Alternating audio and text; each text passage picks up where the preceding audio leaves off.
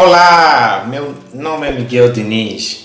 Sabia que os empresários ocupam o primeiro lugar no ranking das pessoas mais ricas do mundo? Empresas como a Apple, a Microsoft, a Amazon, a Tesla e o Facebook a nível nacional, a Unitel, só para citar algumas, são consideradas como empresas muito rentáveis e, como é óbvio, os donos dessas empresas são muito ricos. Uau! Quem me dera. E fica aqui o compromisso de eu gravar um vídeo falando destas empresas que mencionei. Por que é que elas são tão rentáveis? Qual o segredo para faturarem tanto? Entanto, eu assumo aqui o compromisso. Depois dos empresários, as pessoas mais ricas do mundo são os desportistas e não importa que tipo de desporto praticam. Poderá ser o futebol, o basquetebol, o handebol, tudo com bol, pronto. Bem, é só olharem para o grande Cristiano Ronaldo, Ibrahimovic, o Neymar, Gareth Bale. Enfim, eu espero ter pronunciado muito bem esses nomes, porque senão o Sebastião vai ficar muito triste comigo. Já imagino que estavas à espera de um nome aí. Ele também é rico. No basquetebol, podemos falar de James e muitos outros nomes. A seguir os desportistas, ocupam o terceiro lugar os profissionais. Poderá ser um contabilista, poderá ser um advogado, poderá ser um médico, poderá ser um arquiteto e por aí em diante, desde que estes profissionais trabalhem por conta própria. Ou seja, criam o seu escritório, criam o seu espaço e começam a fazer dinheiro. Em quarto lugar deste ranking estão os artistas, no caso os músicos, os artistas plásticos, os escultores, os atores, os dançarinos, os escritores, os fotógrafos. Bem, tudo que for artista enquadra-se exatamente aqui. E em quinto lugar estão os investidores. Sabe, os investidores são aquelas pessoas que pretendem um rendimento maior do seu dinheiro. No entanto, eles decidem em comprar ações, comprar obrigações de empresas, obrigações do tesouro, decidem comprar bilhetes do tesouro e por aí em diante. No entanto, e vários outros tipos de investimento. E por último lugar deste ranking, bem, os que representam 0% são... Bem, eu vou dar uma pausa no vídeo. Dá o seu palpite. Vai lá, meu. Eu acho que é possível fazer isso em apenas 3 segundos. Então, que tal se dares aqui o seu palpite? Ok. Obrigado pelo seu palpite, mas então vamos a isso. As pessoas que ocupam o último lugar são os empregados. E não importa se é um funcionário público ou alguém que trabalha numa empresa privada. Sabes? É mais fácil um camelo passar pelos fundos de uma agulha que um empregado se tornar rico. Imaginem, as pessoas são pobres porque vivem do salário. O caminho é se tornar num empresário, num investidor, é se tornar num empreendedor. E como se tornar num empreendedor? Vê este vídeo até o final e assista os próximos vídeos que serão publicados aqui neste canal. Se tu tens visto os vídeos que publico aqui no YouTube, no Facebook, no Instagram, provavelmente notaste algo diferente. Disse assim, uau, eu fico feliz porque sei que tu estás aí, que tu tens me acompanhado. E até porque eu preparo os vídeos para si e melhor de tudo, é gratuito. De graça, não se paga nada. Olha, neste vídeo eu comecei a falar de forma diferente. A falar de um assunto que eu nunca tinha falado antes. Sabes por quê? Porque este canal tem um novo visual. Começando exatamente pelo nome do canal, que atualmente é Miguel Diniz, para falar exatamente de mim. Pronto. Eu anuncio em primeira mão que este canal passa a ter o nome de Jovens de Visão. No entanto, se tu és um jovem de visão ou tu pretendes sê-lo, este canal é para si. É sim, é para si mesmo. Quando eu me refiro em jovens, eu preciso que entendas, eu não falo de idade. Não.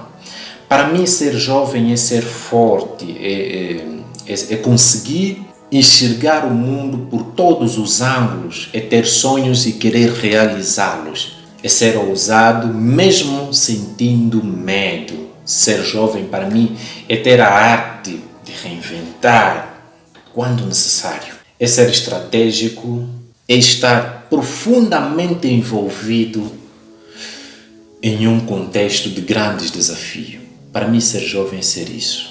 E não importa a idade, você sempre serás um jovem. Neste vídeo comecei dando a dica que os empresários ocupam o primeiro lugar no ranking das pessoas mais ricas do mundo. Uau!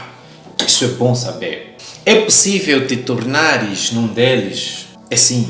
Uma boa parte das pessoas mais ricas do mundo criaram as suas fortunas começando do zero. Começaram apenas com uma ideia e mudaram o mundo. Na verdade, sempre foram jovens com visão. Que tal trilhar o mesmo caminho, começando por mudar alguns hábitos e abraçar novos desafios? É isso que eu lhe proponho. Calma, isso é só um cheirinho. Isto é só um cheirinho daquilo que nós vamos passar a falar aqui neste canal. E não vou deixar de falar, obviamente, do imposto, porque sei que muitos inscritos neste canal é exatamente em função desta matéria. E, por favor, não digas que tu não gostas de ouvir falar sobre isso. Sabe, se tu queres ser realmente um empresário de sucesso, é de extrema importância conhecer esta matéria. É importante conhecer os impostos. Sabe por quê? Porque toda vez que tu deixares de pagar os impostos nas datas previstas por lei, para complicar, porque para além do imposto tu tens de pagar multas, tens de pagar juros, porque no meu entender torna-se num ato de má gestão. E não é bom para nenhuma empresa. Sério, é verdade isto. Faça a seguinte análise. Se alguém deixa de pagar, por exemplo, 50 mil de imposto, pagará de 12.500 de multa e pode pagar, por exemplo, 1.200 de juros, o que faz exatamente um total de 63.700, ou seja, pagas 13.700 a mais. Valor este que poderia ser usado para outros fins dentro da sua empresa. Já imaginou se a sua empresa deixa de pagar um valor bem mais alto? Isso é azar. Então, é melhor não, eu não aconselho. Convém pagar os seus impostos nas datas que são previstas e evita problema com o Estado. Como já começamos a falar de imposto, que tal se falarmos do imposto industrial? E sabes por que vamos falar desse imposto? Porque é o imposto que incide sobre os lucros das empresas. E é bem diferente, por exemplo, do IRT, que quem paga efetivamente são os trabalhadores. É diferente do IEC, que é o Imposto Especial de Consumo, bem como o IVA, que é o Imposto sobre o Valor Acrescentado, que quem paga são os consumidores finais. E, sem mais perca de tempo, vamos conhecer um pouquinho do imposto industrial. Vamos nessa, pessoal.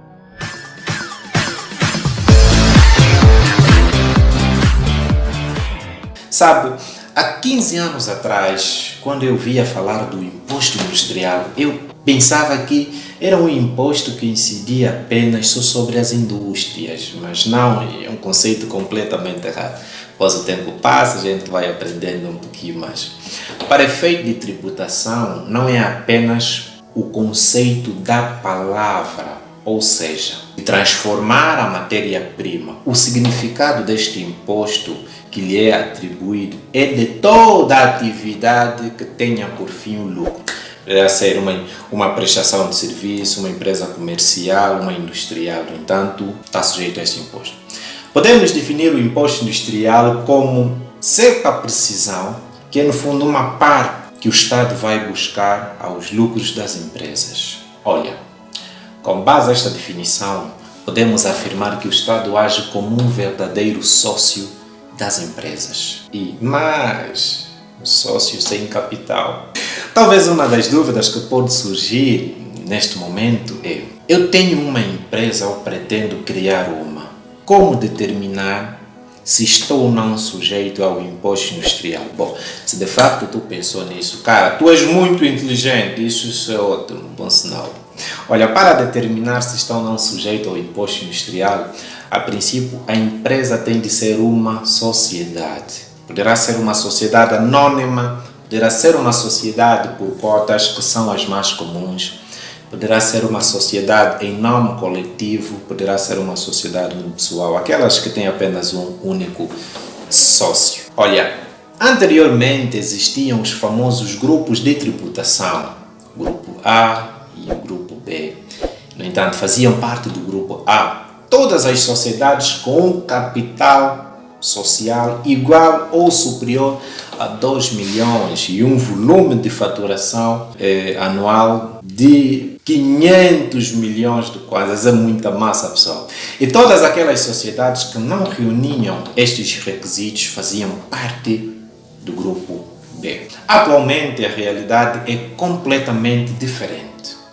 Por quê? Porque deixou de existir esses famosos grupos de tributação e passou a vigorar o regime geral e o regime simplificado. Bem, eu vou explicar o que é isso. Uma das formas práticas e simples de compreender em que regime está enquadrado é simplesmente olhar para o regime em sede do IVA. Ou seja, se a sua empresa em sede de IVA faz parte do regime geral, em sede de imposto industrial faz parte também do regime geral. Caso a empresa seja enquadrada no regime de não sujeição em sede de IVA, quer dizer, aquelas empresas que têm um volume de faturação igual ou inferior a 250 mil dólares, entanto, o seu equivalente em kwanza, enquadram-se em sede de imposto industrial no regime simplificado. Estamos, né? Até aqui está claro. Podemos continuar? Boa! Vamos a isso. Vamos ainda analisar algo. Mas se a nossa moeda é o kwanza, por que é que temos que referenciar sempre o dólar? Eu não sei, eu quero mesmo que tu imitas o seu comentário. Ajuda-nos a também compreender isso. Olha, vamos agora ver como calcular o imposto. Olha, a determinação do imposto industrial a ser pago é feito com base à contabilidade. Então tem que ter a contabilidade, que é feito de um lado os proveitos menos os custos. Olha, e é importante aqui reter que os custos não documentados e aqueles custos que são indevidamente documentados não são aceitos para efeito fiscal. No entanto, tenha algum cuidado quando for fazer compras para a tua empresa. Certifiques que a fatura está em conformidade. Por quê? Porque senão dá barulho com a GTI.